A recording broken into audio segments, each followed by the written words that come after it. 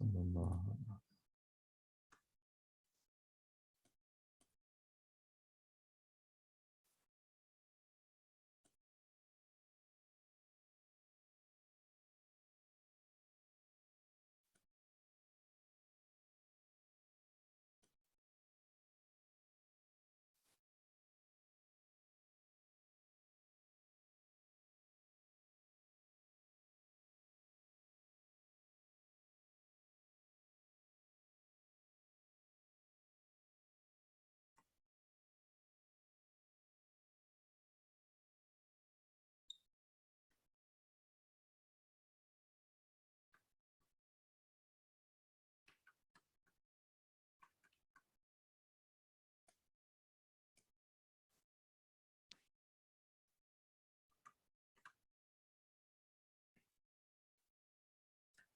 ماشاءاللہ آج کا اللہ سبحانہ تعالیٰ کے ایک اور اسم شریف ہم آج تذکرہ کرنے جا رہے ہیں اسماء الحسنہ میں، اور وہ نام ہے الغفور۔ اللہ سبحانہ تعالیٰ الغفور ہے، اس کا مطلب یہ ہے کہ اللہ سبحانہ تعالیٰ بڑا معاف کرنے والا ہے، یعنی اللہ سبحانہ تعالیٰ کی معاف کرنے کی یہ صفت ایک ایسی صفت ہے کہ یہ اللہ سبحانہ تعالیٰ چاہے بندہ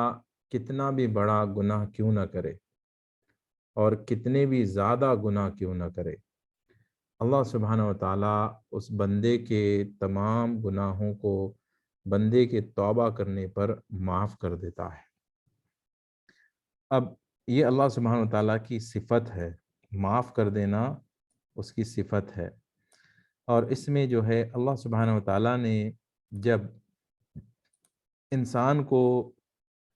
بنانے کا اعلان کیا آدم علیہ السلام کو، اور انسان کے صفات کا تذکرہ فرشتوں کے مجلس میں کیا کہ اللہ سبحانہ وتعالیٰ نے بتایا فرشتوں کو انسان کے صفات ایسے ہیں کہ انسان کے اندر یہ ساری برائیاں پائی جاتی ہے کہ وہ میری نافرمانیاں کرے گا، وہ شر پھیلائے گا، وہ قتل و غارت کرے گا، یعنی سارے جو برائیاں انسان کر سکتا ہے اللہ سبحانہ وتعالیٰ اس کا تذکرہ فرشتوں کی مجلس میں کرتا ہے۔ تو یہ تذکرہ سننے کے بعد فرشتے حیران ہوتے ہیں کہ رب العالمین کہ یہ تو ہم پہلی بار، میں اپنی الفاظ میں کہہ رہا ہوں کہ ہم تو یہ وہ حیران ہوتے ہیں کہ ایسے بھی کوئی ہو سکتے ہیں کہ جو اللہ سبحانہ وتعالیٰ کی نافرمانی کرے، کیونکہ فرشتوں کے لیے یہ بالکل عجیب و غریب بات ہوتی ہے کہ اللہ سبحانہ وتعالیٰ کی کیا نافرمانی بھی کوئی کر سکتا ہے، کیونکہ فرشتے معصوم ہوتے ہیں اور ان کو یہ بات بالکل سمجھ میں ہی نہیں آتی کہ اللہ سبحانہ تعالیٰ کی نافرمانی بھی کی جا سکتی ہے، ان کے خیال میں بھی یہ بات آتی نہیں کہ ایسا بھی ہو سکتا ہے کیا۔ تو حیران ہوتے ہیں کہ اللہ تیرے بندوں میں ایسے بھی ہوں گے جو تیری نافرمانی کریں گے، اور اتنی نافرمانی کی قتل و غارت کریں گے، یعنی ان کے لیے قتل کر دینا، جھوٹ بول دینا، یہ ساری برائیاں جو ہو رہی ہے دنیا میں فرشتوں کے لیے بہت ہی عجیب و غریب بات ہے، یعنی حیران کن بات ہے کہ ایسا بھی ہو سکتا ہے کیا۔ تو یہ سن کر فرشتے حیران ہوتے اور اللہ سبحانہ تعالیٰ کی بارگاہ میں عرض کرتے ہیں مولا، تو یہ ہماری یہ کشمکش میں ہے ہم اور حیران ہیں، لیکن جاننا چاہتے ہیں مولا کہ تو تیری حکمت تو بہتر جانتا ہے، لیکن یہ انسان کو بنانے کی وجہ کیا ہے؟ جب یہ اتنا شر پسند ہے اور اتنے گناہوں میں مبتلا ہو سکتا ہے، برائیاں کر سکتا ہے، تو پھر اس کو پیدا کرنے کی ضرورت کیا ہے؟ ایک بہت ہی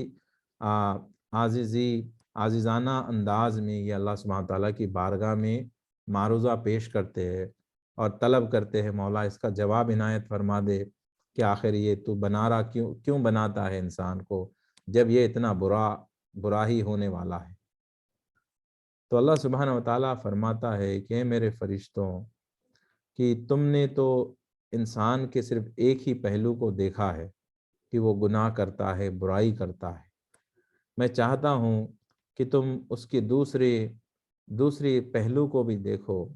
جہاں پر وہ آنسو بہاتا ہے، وہ گڑ گڑاتا ہے، روتا ہے، زار و قطار میری بارگاہ میں روتا ہے، آنسو بہاتا ہے، راتوں میں اٹھ اٹھ کے تنہائی میں میرے بارگاہ میں روتا ہے، بار بار مجھ سے معافی طلب کرتا ہے، تو اللہ سبحانہ تعالیٰ فرماتا ہے تو صرف تم گناہوں کو کیوں دیکھتے ہو؟ تو اس کے رونے کو بھی تو دیکھو، اس کے معافی مانگنے کو دیکھو، اس کے تڑپنے اور بلکنے کو بھی دیکھو کہ گناہ کرنے کے بعد وہ کتنا تڑپتا ہے کہ مولا مجھ سے اتنی بڑی خطا ہو گئی، اتنی بڑی غلطی ہو گئی، میں نے ایسے گناہ آخر کیوں کر دیا؟ یہ اتنا پریشان ہوتا ہے، بلکتا ہے، اس کے بلکنے کو بھی تو دیکھو۔ تو اللہ سبحانہ تعالیٰ اس لیے بتاتا ہے کہ فرشتوں کے اندر یہ بات نہیں پائی جاتی کہ جو ہم جس طرح سے روتے ہیں اللہ کے بارگاہ میں، جس طرح سے گڑ گڑاتے ہیں اور راتوں میں اٹھ اٹھ کر ہم ہمارے گناہوں کو یاد کر کر کے تنہائی میں روتے ہیں، کیونکہ ہمارا مقصد کسی کو بتانا نہیں ہوتا، اسی لیے تو رات کے اندھیرے میں اٹھتے ہیں اور اللہ کی سبحانہ و تعالیٰ کی بارگاہ میں تنہا روتے ہیں، کیونکہ ہمارے رونے کو کوئی اور دیکھتا نہیں، اور ہمیں معلوم ہے کہ ہمارے رونے سے ہم کو کوئی دنیا کی دولت و شہرت تو دینے والا نہیں، نہ ہی ہم کو اس سے مال پیسہ کمانا ہے، اور نہ ہی ہمیں ظاہری طور پہ کوئی فائدہ نظر آتا ہے۔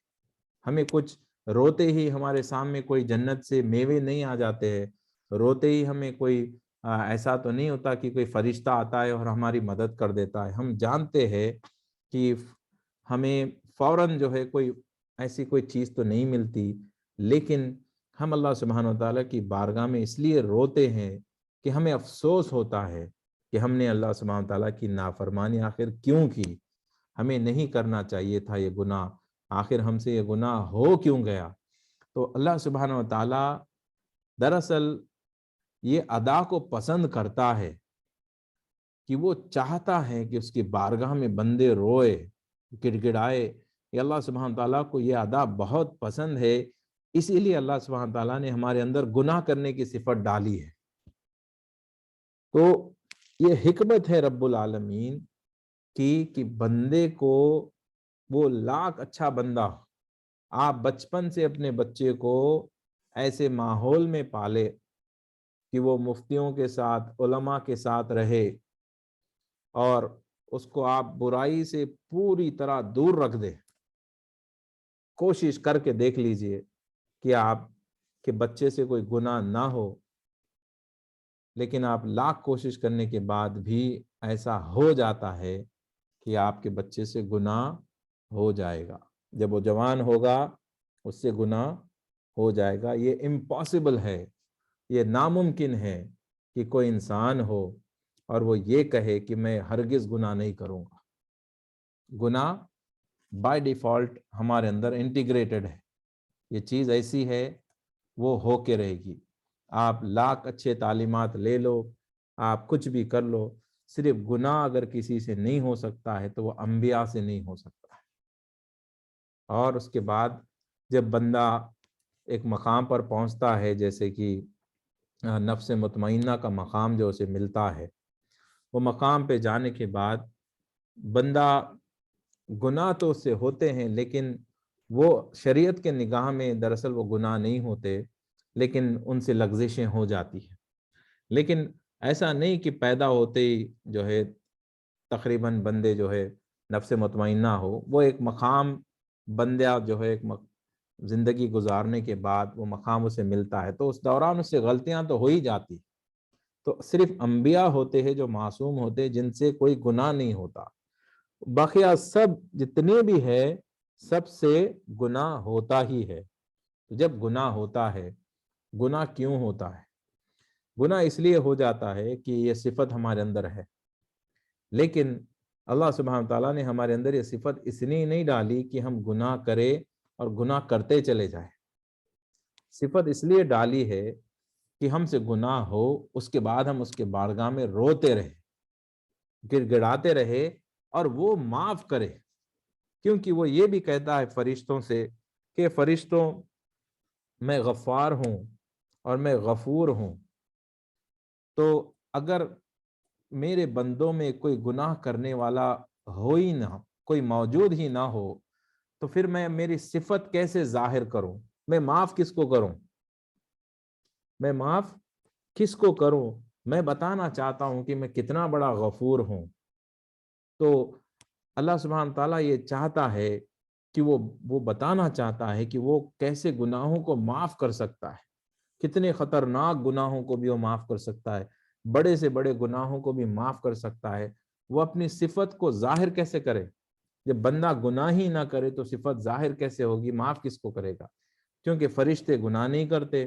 تو وہ معافی بھی نہیں مانگتے، وہ توبہ بھی نہیں کرتے، وہ روتے بھی نہیں۔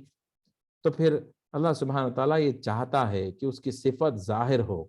کہ وہ غفور ہے، اور کوئی گناہ کرے اور روئے اس کے بارگاہ میں، معافی مانگے اور وہ اس کو معاف کر دے۔ تو اس میں دو چیزیں ہیں سمجھنے والی۔ ایک چیز تو یہ ہے کہ اللہ سبحانہ و تعالیٰ کو وہ بندے بہت زیادہ عزیز ہے جو اس کے بارگاہ میں گڑ گڑاتے ہیں، روتے ہیں۔ یہ اللہ کو بہت پسند ہے ادا۔ جتنا ہم روئیں گے اس کی بارگاہ میں، جتنا گڑ گڑائیں گے اللہ سبحانہ و تعالیٰ کے، اتنے ہی قریب ہوتے چلے جائیں گے، اتنے قریب ہوتے جائیں گے۔ آپ ہو سکتا ہے آپ نے غور کیا ہوگا اس بات کو کہ جب آپ حقیقت میں توبہ کر کے روتے ہیں، تو جب آپ روتے ہیں تو آپ کے جسم میں کبھی کبھی ایسا ہوتا ہے کہ کچھ ٹھنڈک محسوس ہوگی، یا آپ کچھ نہ کچھ چینجز اپنے جسم میں محسوس کریں گے کہ آپ روتے وقت آپ کے ساتھ کچھ الگ معاملہ ہوتا ہے جسم کے اندر۔ تو وہ جو آپ کے اندر جو کیفیات بدل رہی ہے، دراصل وہ کیفیات بدلتی اس لیے ہے کہ رب العالمین کی تجلی ہم پر پڑتی ہے، اس کی نگاہ کرم ہم پہ جب ہوتی ہے، اس کا نور ہم میں داخل ہوتا ہے، یا کوئی بھی اس کا کرم، کوئی صفت اللہ سبحانہ و تعالیٰ یا کوئی تجلی ہم پہ نازل کرتا ہے، تو ہمارے جسم میں کیفیات آتے ہیں۔ بہت زیادہ رو رہے ہیں اس کی بارگاہ میں تو آپ کے جسم میں کیفیات آ رہی ہیں، ذکر کے وقت میں بھی کبھی کبھی کیفیات میں تبدیلیاں آتی ہے۔ یہ ہوتا اس لیے ہے کہ جب اللہ سبحانہ تعالیٰ کا کرم ہم پہ ہوتا ہے، ہمارے اندر جسم کے اندر یہ تبدیلیاں ہم محسوس کرتے ہیں۔ تو سبق ہم کو یہ لینا ہے کہ بندے اس بات کو لے کر جو ہے بہت بڑی غلط فہمی کے شکار ہو جاتے۔ مثال کے طور پر جب اللہ سبحانہ و تعالیٰ نے قرآن میں آیت کو نازل کیا کہ بندہ جتنے بھی گناہ کرے، اگر وہ ایک بار میری بارگاہ میں توبہ کرے گا، مجھ سے معافی مانگے گا، تو میں اس کو معاف کر دوں گا۔ تو جب یہ آیت نازل ہوئی تو شیطان رونے لگا کہ یہ کیا ہو گیا کہ میں اتنا مشکل سے بندوں کو بھٹکاؤں گا، گناہ کرواؤں گا اور اتنی محنت کروں گا، پھر اس کے بعد بندہ ایک بار اللہ کی بارگاہ میں معافی مانگے گا، سارے گناہ معاف ہو جائیں گے۔ یہ تو شیطان سوچتا ہے کہ یہ تو میرے لیے بہت ہی نقصان دہ چیز ہے، یہ آیت اللہ نے اتنی بڑی نعمت بندوں کو دے دی ہے، وہ پریشان ہو جاتا ہے۔ تو شیطان کا چیلا، یعنی اس کی بہت بڑی ٹیم ہوتی ہے جسے ہم جانتے ہیں، وہ آ کے کہتا ہے کہ آپ اتنا پریشان ہونے کی ضرورت نہیں استاد، یہ چیز جو ہے، یہی قرآن کی آیت ہم اس کا ڈھال بنا سکتے ہیں اور بندوں سے گناہ کروا سکتے اور انہیں جہنم کی آگ میں ڈھکیل سکتے ہیں۔ تو شیطان پوچھتا ہے یہ کیسے کرا سکتے ہیں؟ وہ کہتا ہے کہ جو بندہ گناہ نہیں کرتا، جس کے دماغ میں صرف خیال آیا گناہ کا، لیکن اللہ کے ڈر سے کہتا ہے مجھے گناہ نہیں کرنا ہے، مجھے سزا ملے گی، مجھے اللہ کا خوف ہے، تو ہم ایسے بندوں کو یہ کہہ سکتے ہیں کہ دیکھو اللہ سبحانہ تعالیٰ غفور ہے، وہ غفار ہے، اور ایک بار تم معافی مانگو گے تو معاف کر دیتا ہے، تو لہٰذا کیوں نہ آپ گناہ کر لو، پھر بعد میں معافی مانگ لو، گناہ بھی کر لو گے، اپنی زندگی کے مزے بھی لے سکتے ہو، جو چاہے وہ کر سکتے ہو، پھر بعد میں توبہ کر لو، اللہ معاف کر دے گا، پھر جنت میں چلے جاؤ۔ یہ تو بہت آسان سی چیز ہے۔ یہ چیز ہم لوگوں کو بتائیں گے، اور پھر وہ کہتا ہے چیلا، چونکہ ایک بار جب وہ گناہ کرنا شروع کرے گا تو اس کو عادت ہو جائے گی، جتنی اس کو عادت ہوگی اتنا ہی مشکل اس گناہ کو چھوڑنا ہوگا، اور اس کی موت کا وقت تو اس کو پتہ نہیں، ہم اس کو یہی بولیں گے کہ تو لمبی زندگی جیے گا، اور وہ سمجھے گا کہ وہ تو 100 سال جیے گا، گناہ پہ گناہ کرتا چلا جائے گا، اور پھر ہم معافی کے لیے اس کو کہیں گے کہ ابھی تو تیری اب میں اپنے الفاظ میں کہہ رہا ہوں، ابھی تو جوان ہے، جتنا چاہے عیاشی کر لے، بعد میں توبہ کر لے، بعد میں توبہ کر لے، اور وہ توبہ کا دن ہم کبھی لائیں گے ہی نہیں، اور وہ مر جائے گا۔ یہ شیطان کی اسٹریٹجی ہے، یہ پلاننگ ہے۔ تو جہاں پہ ہمیں اللہ سبحانہ تعالیٰ اتنی بہترین نعمت سے نوازا ہے کہ ایک بار توبہ کرنے سے وہ معاف کر دیتا ہے، وہیں پر شیطان نے اپنا ایسا خطرناک جال ڈالا ہے، اسی نام کو لے کر، اسی غفاری کا وہ ہمیں جو ہے تذکرہ کر کر ہمیں گمراہ کرتا ہے۔ جہاں پر آپ اگر دنیا میں دیکھیں گے، جتنے سارے لوگ گناہ کرتے ہیں، جو جان بوجھ کر گناہ کرتے ہیں، بار بار ریپیٹ کرتے، دیکھیے گناہ تو انسان سے ہو جاتا ہے، اس میں کوئی شک نہیں، لیکن بار بار وہی گناہ کرنا، ریپیٹڈلی کرنا، یہ بات اس کی صفت میں نہیں ہے۔ صفت میں کیا ہے؟ ایک بار غلطی کرنا یہ صفت میں ہے کہ مسٹیک ہو جاتا ہے۔ بار بار جو گناہ کرتے ہیں یہ صفت میں نہیں، یہ ہماری مرضی سے ہوتا ہے۔ تو بار بار جو لوگ گناہ کرتے ہیں، اگر ایمان والوں سے اگر آپ پوچھیں گے کہ کیا تمہیں ڈر نہیں لگتا، کیا تمہیں موت کا خوف نہیں، کیا تمہیں جہنم کا ڈر نہیں، کیا محشر میں اللہ پوچھے گا کیا اس کا ڈر نہیں، تو ان سے کہیں گے، تو اپنے آپ سے اگر وہ سوال پوچھیں گے، میں کہوں گا 99% لوگوں کو یہی جواب اندر سے آئے گا جو شیطان دے گا۔ وہ کہے گا کہ اب تو جوان ہو، گناہ کر لو، اللہ بڑا معاف کرنے والا ہے، بعد میں ایک ساتھ توبہ کر لیں گے، سب گناہ معاف ہو جائیں گے۔ یہی سوچ کر لوگ گناہ کرتے ہیں۔ یاد رکھیے، یہ بہت بڑی گمراہی ہے، یہ بہت بڑا شیطان کا جال ہے جس میں پھنستے چلے جا رہے لوگ۔ آپ دیکھیے کتنے ایسے شرابی لوگ ہیں جو شراب سے توبہ کر کے راستے پر آ کے مر گئے، بہت کم لوگ آپ کو دکھائی دیں گے۔ کتنے ایسے جواری ہیں جو جوا کھیلنا چھوڑ دیے، توبہ کر کے مر گئے، بہت کم نظر آئیں گے۔ کتنے ایسے لوگ ہیں جو عیاشیوں میں گم ہو گئے، ناچنے گانے عیاشیوں میں گم ہے، آپ وہ یہی سوچ رہے کہ بعد میں توبہ کریں گے، لیکن کتنے لوگ آپ کو نظر آئے ہوں گے جن لوگوں نے واقعی میں توبہ کیا اور توبہ کرنے کے بعد موت آئی؟ بہت کم ہوں گے۔ لوگ اتنے بزی ہوتے چلے جائیں گے اپنی زندگی میں، اتنے مشغول مصروف ہوتے چلے جائیں گے، گناہ پہ گناہ ہوتا جائے گا، زندگی میں اتنا وہ بزی ہوتا چلا جائے گا، اور اس سے ہوگا یہ کہ ایک دن اچانک ایسا وقت آئے گا کہ موت کا فرشتہ آ کے کھڑا ہو جائے گا۔ جب موت کا فرشتہ آئے گا، اس وقت بندہ کہے گا کہ مجھے 2 منٹ کی مہلت دے دو، میں معافی مانگنا چاہتا ہوں، میں توبہ کرنا چاہتا ہوں، توبہ کے لیے 2 منٹ کا ٹائم دے دو۔ تو تب فرشتہ ملک الموت کہیں گے کہ دیکھو تمہیں ساری زندگی دی گئی تھی معافی مانگنے کے لیے،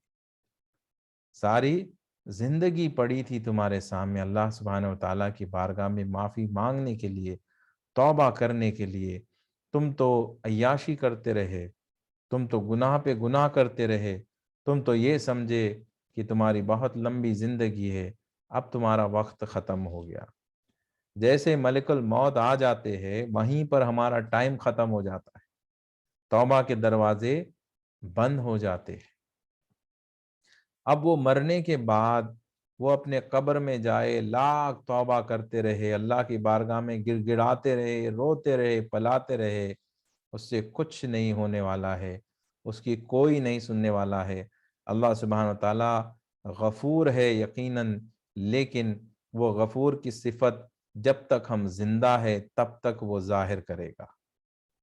مرنے کے بعد تم معافی مانگو گے، وہ نہیں معاف کرنے والا ہے، وہ نہیں معاف کرنے والا ہے۔ جہنم میں جانے کے بعد جہنمی بھی پکاریں گے کہ اللہ معاف کر دے، اللہ موت دے دے، ایسے سالوں، 500 سال، 1000 سال، ہزاروں سال تک یہ پکارتے رہیں گے جہنمی، لیکن اللہ سبحانہ وتعالیٰ کا جواب ان لوگوں کو یہی آئے گا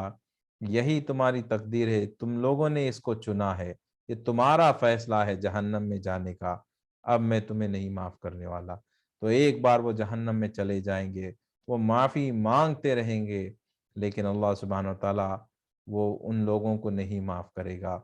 یا یہ بات اور ہے، جو ایمان والے، اللہ سب کی حفاظت فرمائے، جہنم میں جو جاتے ہیں،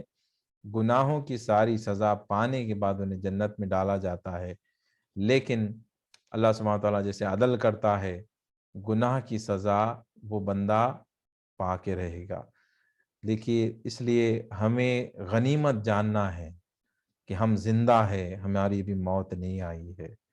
اور فوراً ہمیں اللہ سبحانہ تعالیٰ کی بارگاہ میں معافی مانگ لینا چاہیے۔ مولا تو معاف کر دے، دل سے ایک بار کہہ دے معاف کر دے تو سارے گناہوں کو معاف کر دیتا ہے۔ انتظار نہ کرے کہ میں آج گناہ کر لوں گا، بعد میں توبہ کر لوں گا۔ دیکھیے، موت کا کوئی بھروسہ نہیں، اگلے پل موت آ جائے گی، کیا کر لیں گے؟ موت کا فرشتہ سامنے آ کے کھڑا ہو جائے گا۔ ہم تو دیکھ رہے ہیں جب سے کووڈ-19 کا بھی معاملہ شروع ہوا ہے، موت تو بس ایسے آ رہی کہ عام بات ہو گیا۔ انتقال کی نیوز تو اتنی عام ہو گئی جیسے کہ بس ایک عام خبر ہے، بس سن کے بس خاموش ہو جائے۔ موت کا تو بہت آسان، جو لوگ بھی بس زیادہ روتے دھوتے نہیں آج کے دور میں، کیونکہ اب تو ایسا کامن ہو گیا مرنا کہ بس سن کر بس ایک نیوز کی طرح سن کے خاموش ہو جاتے۔ رشتہ داروں میں، دوست احباب میں ہم نے اتنی ساری موت کی خبریں سنی کہ ہم کو تو یاد بھی نہیں کہ کس کا انتقال ہوا، کون زندہ ہے۔ ہم تو حیران ہوتے، ابھی تو یہی سمجھتے کہ زندہ ہے، جو لوگ گزر گئے ہمیں یاد بھی نہیں کہ وہ گزر بھی گئے۔ اب تو سمجھ رہے کہ انتقال زندہ ہے، ان کے بارے میں پوچھتے تو لوگ بتاتے وہ تو کب کی انتقال کر گئے۔ یہ حال ہے۔ میں نے میرے خود کے دوستوں کو دیکھا کہ خاص میرے جو دوست تھے، جو بالکل نوجوان تھے، وہ دنیا سے رخصت کر گئے۔ رشتہ داروں میں کئی لوگ رخصت کر گئے، میرے اسٹوڈنٹس میں کئی ایسے معاملات ہوئے، محلے میں ہوئے ہیں۔ تو ہم یہ سب جانتے ہیں، دیکھ رہے ہیں ہمارے آنکھوں سے، اس کے باوجود بھی کئی لوگ ایسے ہیں جن کے آنکھوں پر یہ غفلت کے پردے پڑے ہیں کہ وہ ابھی بھی یہ سمجھتے ہیں کہ لمبی زندگی گزاریں گے، اور وہ ابھی بھی یہ سمجھتے ہیں کہ ہم اور مزید جئیں گے، اور جو ہے ہم بعد میں توبہ کریں گے۔ یہ شیطان کا جال ہے۔ دیکھیے، یہ بہت بڑا دھوکہ ہے۔ اگر ہم اس دھوکے کو نہیں سمجھیں گے، اس جال میں پھنستے چلے جائیں گے، تو ہمیں کوئی نہیں بچا سکتا۔ یہ ہمیں محنت کرنا ہے۔ اللہ سبحانہ تعالیٰ نے ہمارے اندر یہ اختیارات دیے ہیں، وہ ہمیں دعوتیں پہنچاتا ہے،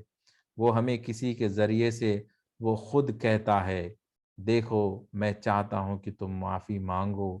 توبہ کر لو، میں تمہیں معاف کروں گا۔ یاد رکھے، یہ میرا یہ دعوت دینا تم لوگوں، آپ لوگوں کو معافی مانگنے کی دعوت دینا، میری زبان سے یہ کہنا کہ آپ سب توبہ کرو، یہ حقیقت میں اگر آپ دیکھیں گے تو یہ میری زبان نہیں،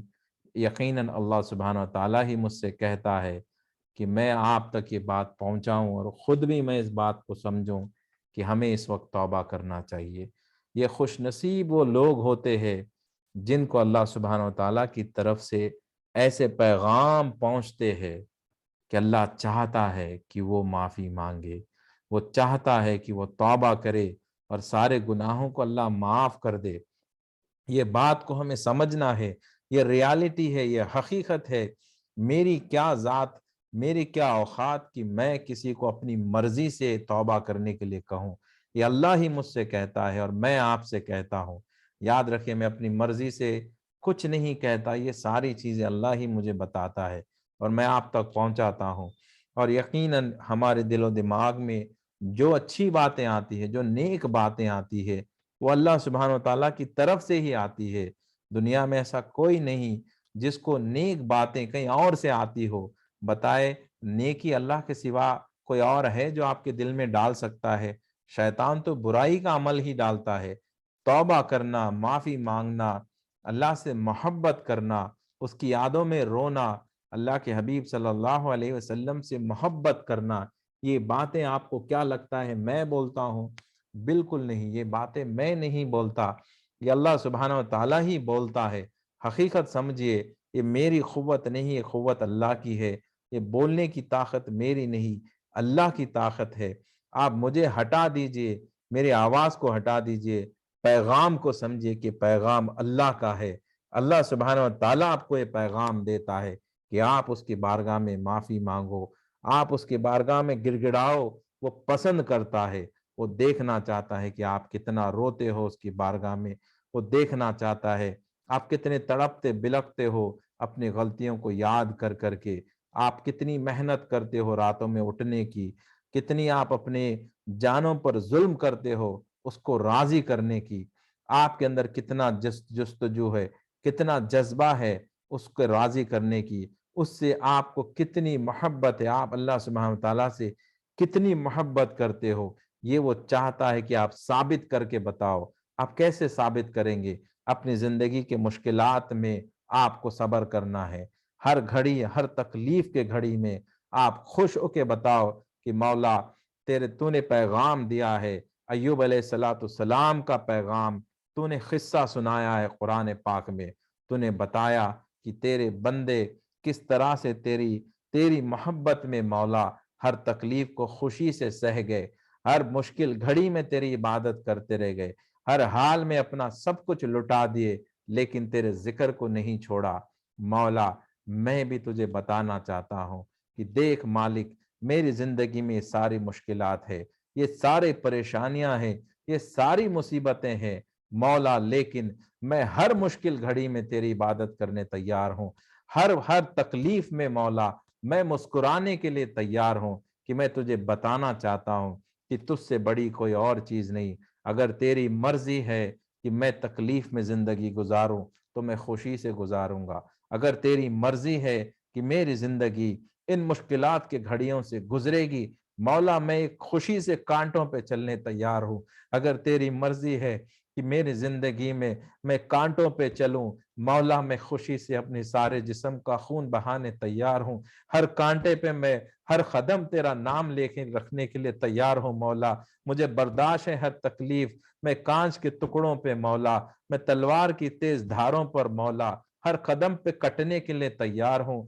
تو دیکھ مولا میرے جسم کا ہر حصہ تیرا نام لے کے پکارے گا، میں کٹ جاؤں گا، میں مٹ جاؤں گا، ہر مشکل گھڑی میں مولا میں تیرا ہی نام لیتا رہوں گا، میں تیرا ہی شکر بجاتا رہوں گا مولا، میں شکایت نہیں کروں گا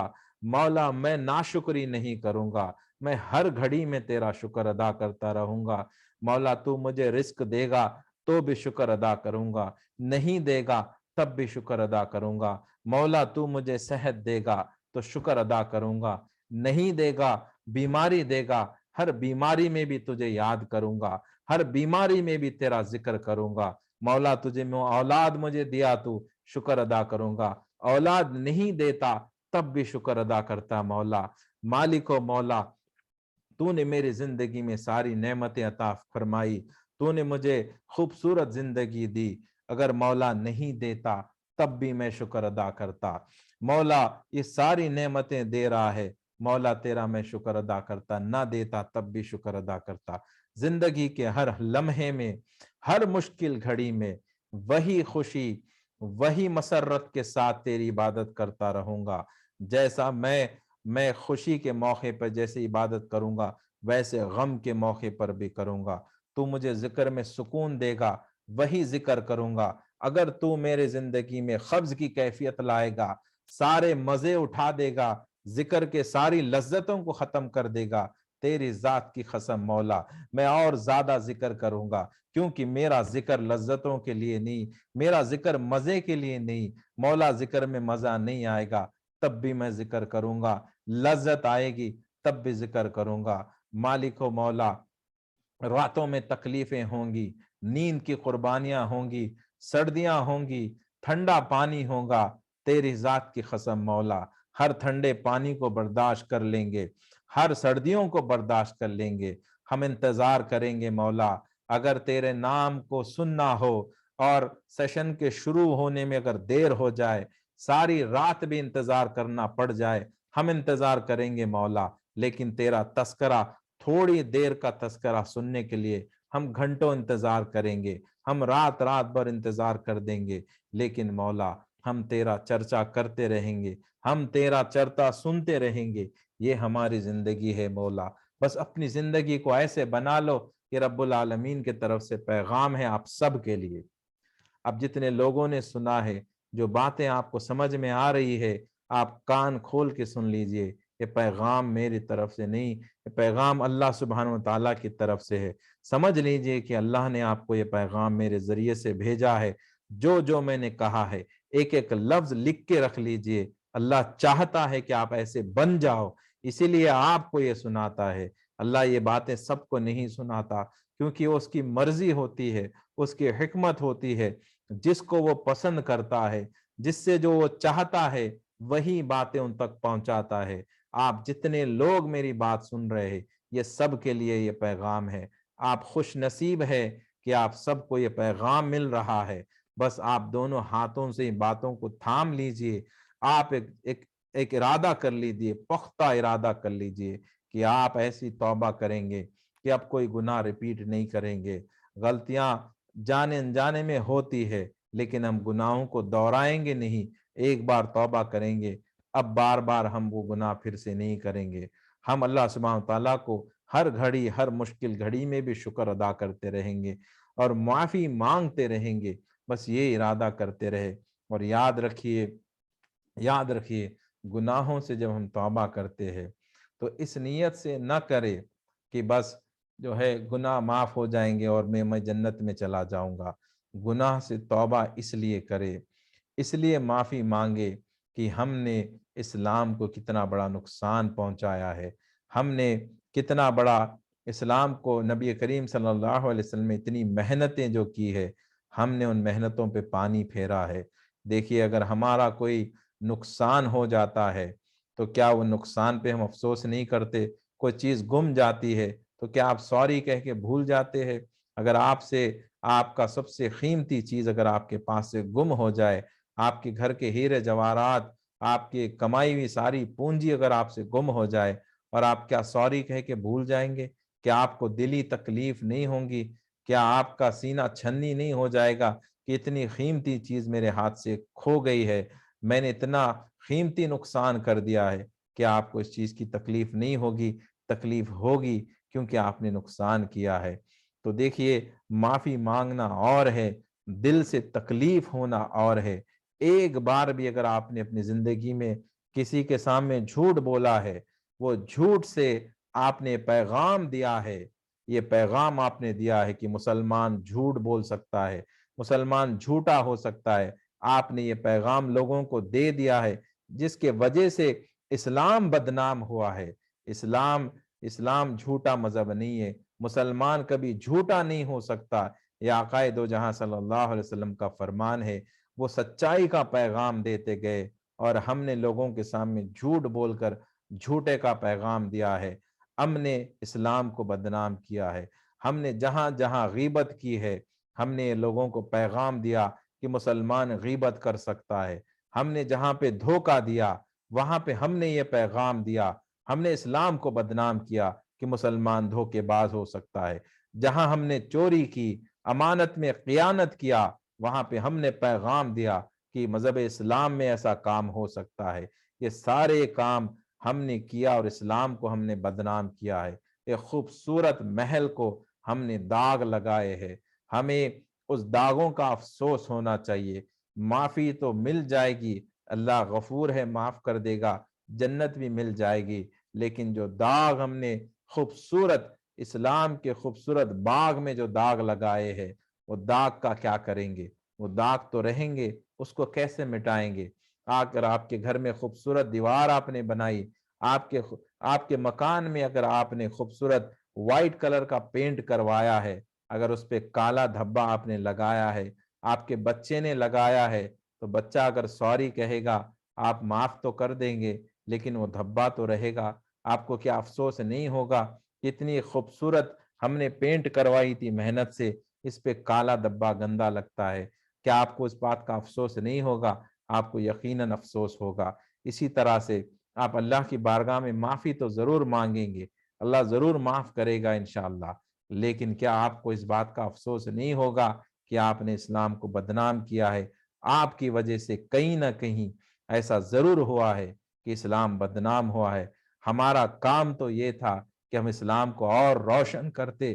نبی کریم صلی اللہ علیہ وسلم نے جو سجایا ہے اس کی سجاوٹ کو اور ہم محنت کر کے عمدہ بناتے، ہم اسلام کے جھنڈے کو لہراتے، نام کو روشن کرتے، لوگوں کو بھلائی کا پیغام دیتے، برائی سے روکتے۔ یہ ہمارا کام تھا، یہ ہمارا فرض تھا، لیکن ہم نے بھلائی کا پیغام دینے کے بجائے لوگوں کو برائی کا پیغام دیا ہے، ہم نے لوگوں کو برائی کا پیغام دیا ہے، ہمارے وجہ سے اسلام بدنام ہوا ہے۔ یہ بات سوچ سوچ کر ہمیں رونا ہے، زندگی بھر ہمیں افسوس کرنا ہے کہ میرے وجہ سے اسلام کو میں نے یہاں داغ لگائے، میں داغ کو کیسے مٹاؤں؟ اب میں اس داغ کو کیسے مٹاؤں؟ یہ چیز کو آپ کے اندر، یہ شعلہ آپ کے اندر جلانا ہے، اور یہ چیز کو آپ اتنا مضبوط بنائے کہ اب میں جو داغوں کو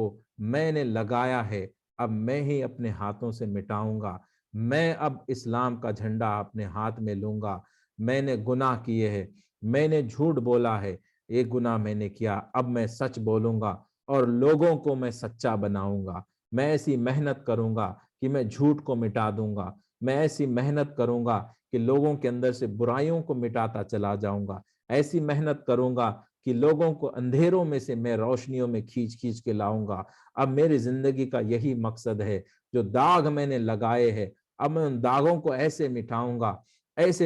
گا کہ جو لوگ برائی میں مبتلا ہے میں ان لوگوں کو بھلائی کی طرف لاتا جاؤں گا۔ جو گناہ لوگوں سے ہوتے جائیں گے میں ان گناہوں کو مٹاتا چلا جاؤں گا، میں گناہوں کو ختم کرتا چلا جاؤں گا۔ اس دنیا سے میں ظلمت کو ختم کر دوں گا اور ہر جگہ رحمت ہی رحمت ہوگا۔ لوگوں کے زبانوں پہ میں ایسی محنت کروں گا کہ ہر زبان پہ اسماء الحسنہ رہے، ہر گھر میں الرحمن الرحیم کی صدائیں بلند ہوتی رہی، ہر گھر میں آقائے دو جہاں صلی اللہ علیہ وسلم کا چرچا ہوتے جائے، لوگ مصطفیٰ جان رحمت صلی اللہ علیہ وسلم سے محبت کرتے رہے۔ اب میری زندگی کا مقصد یہی ہے کہ ہر دل میں اللہ کی محبت آ جائے، ہر دل میں محمد رسول اللہ صلی اللہ علیہ وسلم کی محبت آ جائے، ہر دل میں آقائے دو جہاں صلی اللہ علیہ وسلم کے اہل بیت کی محبت آ جائے، ان کے آل کی محبت، ان کے صحابہ کی محبت، ان کی اولیاء اللہ کی محبت آ جائے۔ بس یہی میری زندگی کا مقصد ہے، اسی پہ میں محنت کرتا جاؤں گا، اللہ کی بارگاہ میں روتا جاؤں گا، گڑ گڑاتا جاؤں گا، لیکن اس کی مدد مانگتا جاؤں گا، محنت کرتا جاؤں گا، اور لوگوں کے دلوں میں میں پھوٹ پھوٹ کے اللہ کی محبت بھرتا جاؤں گا، اللہ کے حبیب صلی اللہ علیہ وسلم کی اور ان کے قربت داروں کی محبت کو بھرتا چلا جاؤں گا۔ یہ میری زندگی کا مقصد ہے۔ بس یہ زندگی کا مقصد آپ بنا لیجئے، گناہ بھی دھل جائیں گے، داغ بھی دھل جائیں گے، اور انشاءاللہ آپ دیکھیں گے کہ دوسرے لوگوں نے جو داغ لگائے ہیں وہ داغ بھی مٹتے چلے جائیں گے۔ ہم انشاءاللہ اسلام کو روشن کریں گے، اور یہی بہت تھوڑے لوگ ہوں گے تو اسلام کو روشن کرنے والے ہوں گے۔ اللہ کا یہ بہت بڑا کرم ہے، اللہ سبحانہ وتعالیٰ نے ہمیں اس کام کے لیے چنا ہے۔ اب آپ لوگوں کو کیا کرنا ہے؟ سب سے پہلے اپنے داغ کو ہم خود دھونا ہے، ہم خود اللہ سے عشق کرنا ہے، ہمارے دلوں میں اللہ کی محبت کو بٹھانا ہے، اور اللہ کے حبیب صلی اللہ علیہ وسلم اور ان کے قربت داروں کی محبت کو بٹھانا ہے۔ بٹھا کر اب ہمارے اندر ایسے تاثرات آئیں گے کہ ہم محنت کریں گے، یہی محبت لوگوں کے دلوں میں بھی بیٹھیں گے۔ تو سب سے پہلی محنت اپنے اوپر کرے کہ گناہوں سے پوری طرح ایسا توبہ کرے کہ اب اور گناہ نہ ہو، اور ایسے پاک ہوتے چلے جائے، ایسے پاک ہوتے چلے جائے کہ اب جو آپ کی صحبت میں بیٹھے وہ بھی پاک ہو جائے، جس سے آپ بات کرے وہ بھی اللہ سے محبت کرنے لگے، جو آپ کی صحبت میں بیٹھے وہ بھی محبت کرنے لگے۔ بس اپنے آپ کو ایسا بنائے، یہی محنت کرتے رہے، اسی پہ توجہ ڈالتے رہے، دنیا کی فکروں کو چھوڑ دیجئے، دنیا کی پریشانیوں کو چھوڑ دیجئے، ہر حال میں ہمیں یہ محنت کرنا ہے۔ اللہ سبحانہ تعالیٰ کو یہ ثابت کرنا ہے کہ مولا ہر مشکل گھڑی میں بس ہم مقصد سے نہیں ہٹیں گے، ہماری زندگی کا بس یہی مقصد ہے کہ ہم بھی محبت کریں اور لوگوں کو بھی محبت کا پیغام دے، لوگوں کے دلوں میں یہ محبتیں پیدا کرے۔ بس یہی ہماری زندگی کا مقصد ہے، بس یہی آپ ارادہ کریں، یہی نیتیں کریں، اب آگے ہماری زندگی کا مقصد انشاءاللہ یہی رہے گا۔ اس کے لیے آپ کو کیا کرنا ہے؟ جو میں آپ کو نصیحتیں دیتے جا رہا ہوں، میری ہر بات کو آپ بہت زیادہ توجہ کے ساتھ سنیں اور ہر بات کو آپ اہمیت دیجئے، اس بات کو سمجھیے کہ میں کیا بول رہا ہوں اور اس پہ محنت کرے اور اسی پر عمل کرتے چلے جائے۔ ذکر کی نصیحت، توبہ کی نصیحت جو میں دے رہا ہوں، اس پہ محنت کرے اور آپ اس سیشنز کے ساتھ جڑے رہے۔ انشاءاللہ وہ دن ضرور آئے گا کہ اللہ سبحانہ تعالیٰ میں اس قابل بنائے گا کہ ہم لوگوں کو